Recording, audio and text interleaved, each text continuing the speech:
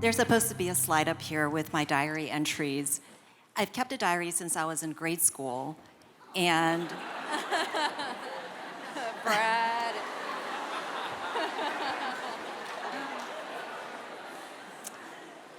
the theme of my diary was loneliness.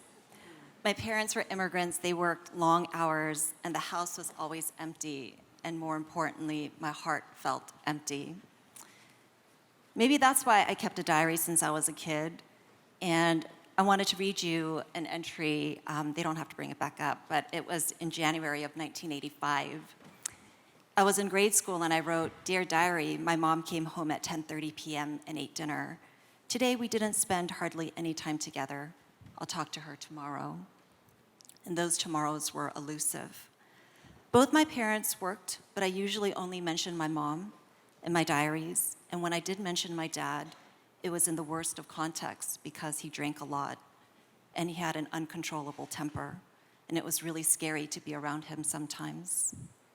Besides from loneliness, there was another theme throughout my diaries, and that was a constant crush on random boys. In this phase, apparently, I was in love with a guy named Brad, but that didn't last long. As you might have read, I found out he was too short. But there were other Brads to fuel that false belief that I could fill that loneliness with that perfect relationship. That if only I found the right person, maybe someone who wasn't like my dad, I would feel loved and complete. When I got older, I dated the Brads in high school and made some pretty bad choices that left me feeling lonelier and emptier than ever before. Fast forward to when I was around your age. I was 17, now we're in the 90s. And I wrote, "I feel so lonely, so empty. I feel so frightened of my future." And the word alone appears so many times. But as I was poring over these diaries, and I really struggled whether I wanted to share that here, but God moved my heart too, I realized there was another theme along loneliness, and that was a greater theme of Jehovah-Shammah, which means the Lord is there, or the Lord was there. And in the entries that I put up, even though I was not raised in a Christian family, no one told me about Jesus, I knew that there was a God who created me, who created the world, and who loved me.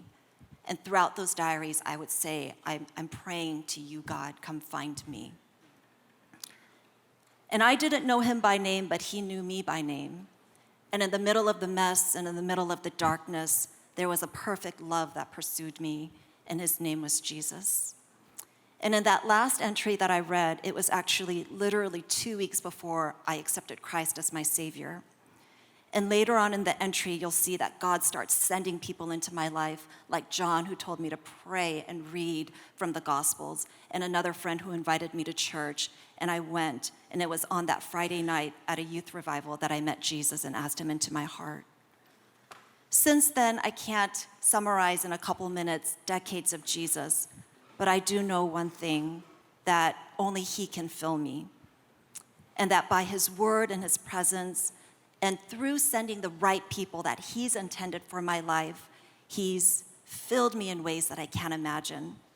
Being a Christian didn't ease the loneliness overnight, but when I made his word my foundation and sought his kingdom first, he did add everything else. And I'm going to give you 3 quick miracles that God did. One was friends. I struggled with friends. I wanted to be popular. I wanted to be well-liked. And especially this one weekend in college, there was a party that I wanted to go to, but God said, "You have no business going there." So I didn't. And that weekend, I just spent the whole weekend with God asking him to send me a friend. And it was that semester that he sent me the community of people that have walked with me for the last couple decades. Another miracle is that God started to press upon my heart to forgive my parents and to honor them. And when I let go of the bitterness and the anger, God did miracles that I can't imagine. After I came to salvation, my whole family got saved in the next 10 years. And my dad hasn't touched a drop of alcohol in 20 years.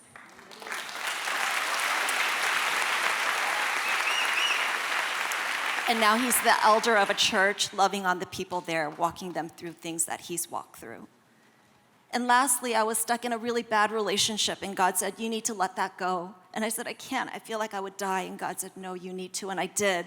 And I walked a season of loneliness, but he filled me in that season of singleness.